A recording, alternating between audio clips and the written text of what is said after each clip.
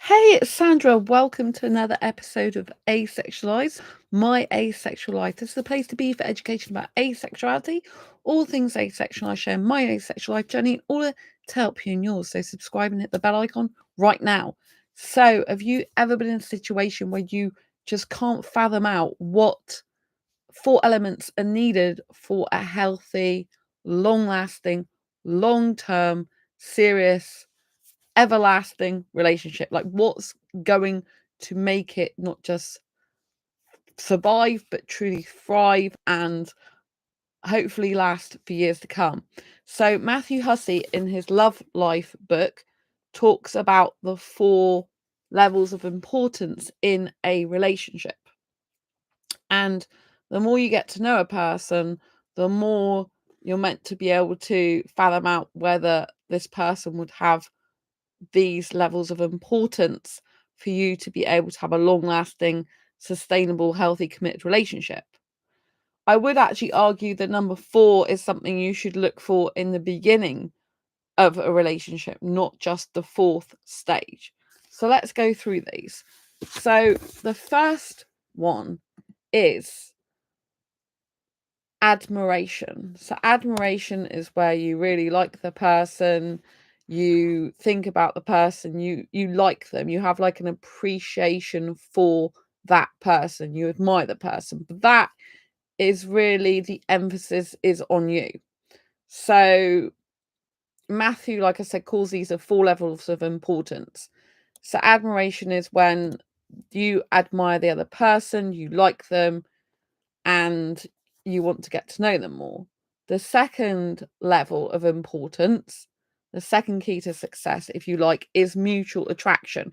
So admiration is based on how you feel about the other person, regardless of how they feel about you.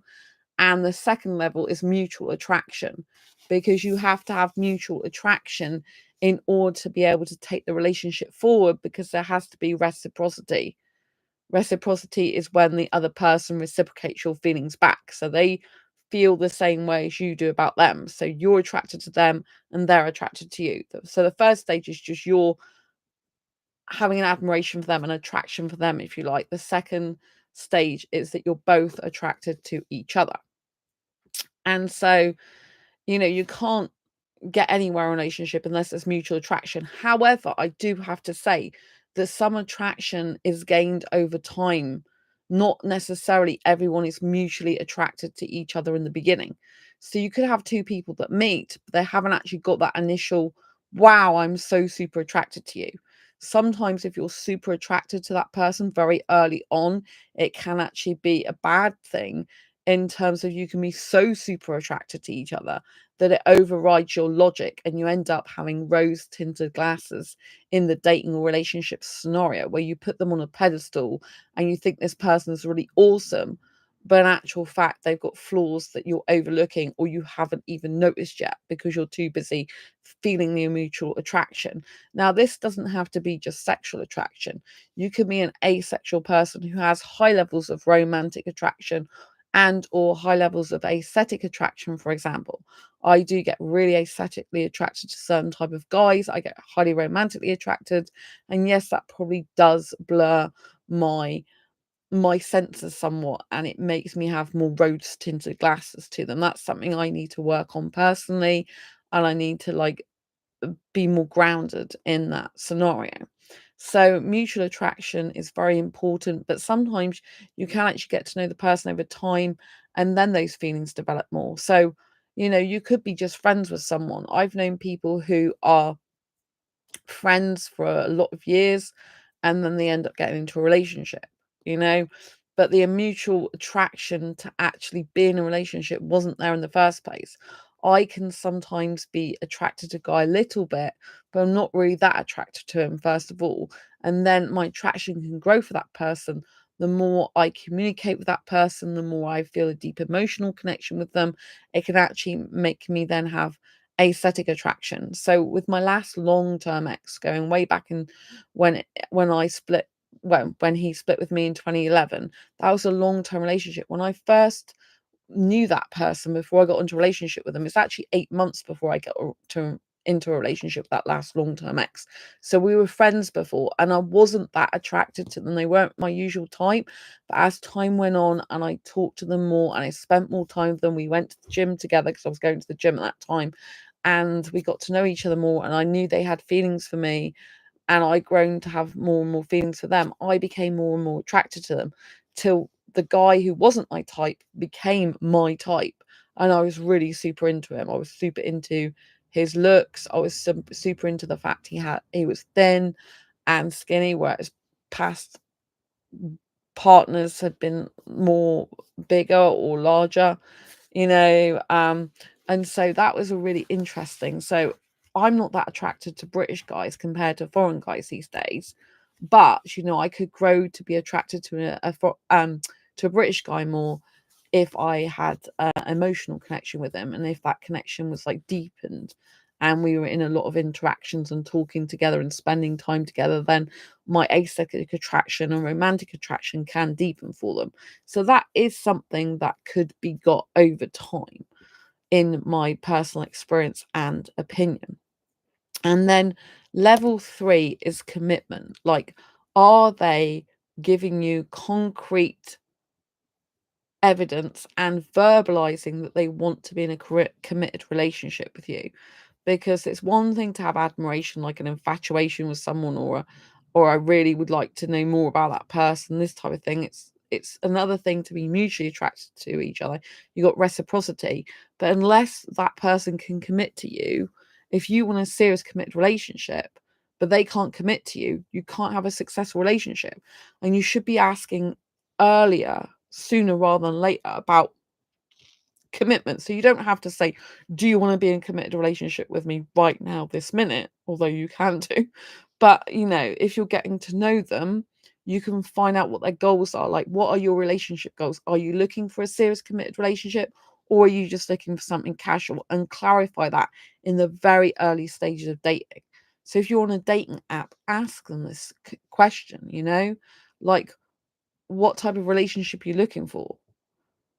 And if they say, I'm not sure, you can either say, okay, and if you're not sure, that's fine.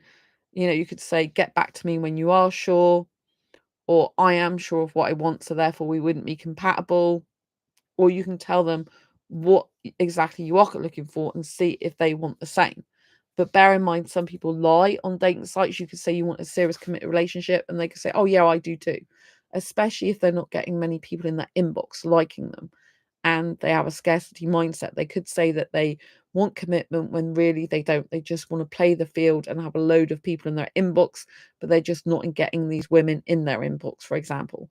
I've come across scenarios where guys have said, oh, I just have to put up with what I get, because I know it's shocking, but I've seen this on other dating relationship videos by other dating relationship coaches, like traditional coaches.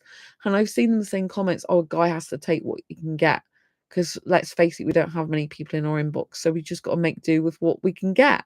And this is absolutely shocking. There's no wonder a lot of relationships fail, or divorces happen, or, there aren't healthy relationships if that's their attitude, right? So bear this in mind. No, but if you just ask the open question of, like, what's your relationship goals? Like, where do you see yourself in terms of relationship in the next year, the next 6 months, whatever? Like, what are you on this site for? Are you looking for just something casual? Are you looking for a serious relationship? Bear in mind, if someone says they're looking for a serious relationship, but they know they're going to definitely be moving in 5 months' time out of the country, they're not looking for a serious relationship. They're just looking for something casual, but they can't be bothered to say to you, right? So you've got to get your facts straight, and you've got to see what actually they're about, the person, and ask these important questions up front. If they're not sure what they want, you can just move on. Just say, like, get back to me if you become sure. Like, you know what I mean? Or don't even bother, just say, oh, right, okay, we wouldn't be suitable because I know exactly what I want. And really, you're looking for someone who knows what they want, who automatically says, look, I want commitment. I'm looking for a monogamous relationship, who's ready for it. And the fourth step to a successful relationship, the fourth level of importance that Matthew talks about, is not just commitment, but it's compatibility. I would argue you have to try and get compatibility in the first place, because if you've got for example, admiration for the other person. If you've got mutual attraction going on and you've got commitment, but then you're not compatible, that can be so heartbreaking. It can be absolutely heart-wrenching, you know, and it can just be terrible. Like, in the end, me and the ex were completely incompatible. And I think there was more effort being put in from my end in the end in some ways, you know? But yeah, totally incompatible in the end. And, you know, they weren't being honest with me. So, you know, and compatibility can mean like if you don't want kids and they do, that's incompatibility. But also you can have incompatible communication styles. You can have incompatible attachment styles. You can have incompatible needs. You can have a lot of incompatibilities. If you are open and honest and you want that in your partner and the partner just shuts down and they don't want to communicate with you, that can be incompatible because you can't resolve issues. Do you know what I mean? So there's a lot of things to do with compatibility. And if you take the time earlier on in dating to find out more about the other person and if you're compatible, then that's better. I think sometimes it's better to hold back and observe more about what the other person says in the beginning of the dating scenario rather than wait until later so that you can actually find out if you're compatible or not, rather than just stringing you along and saying stuff that they think you want to hear because they don't want to lose you and they want to, you know, you to not be open to other options.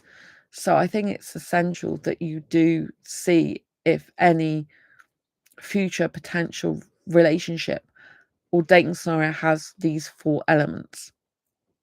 If one of them's missing, you know, like if commitment's missing, even if you have mutual attraction, if you want a serious committed relationship, it's no good. You need to move on.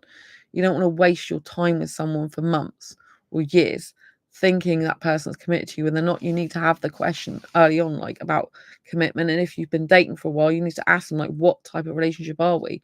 Like, where do I stand with you? Like, are we in a serious relationship with seeing other people or what?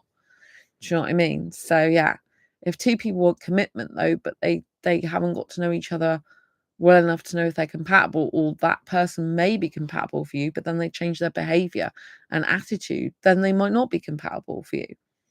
They might never have been compatible in the first place. They just tried to pretend to be something they're not and they're not compatible. Right? So always bear these things in mind. I recommend Getting Love Life book by Matthew Hussey. It's really, really good. We had more in-depth training in Matthew Hussey's Love Life Club that I'm part of about this book, which was really insightful. Lots of exploratory questions from it as well, which I can't go into because that's Love Life Club stuff, which is confidential. But yeah, really, really good book. Highly recommend it. And yeah.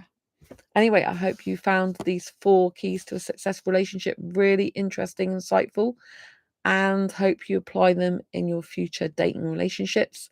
Until next time, don't forget to subscribe, hit the bell icon so you never miss an episode. And don't forget to give this video a thumbs up if you like it and share it with someone who may benefit from it. Lots of love.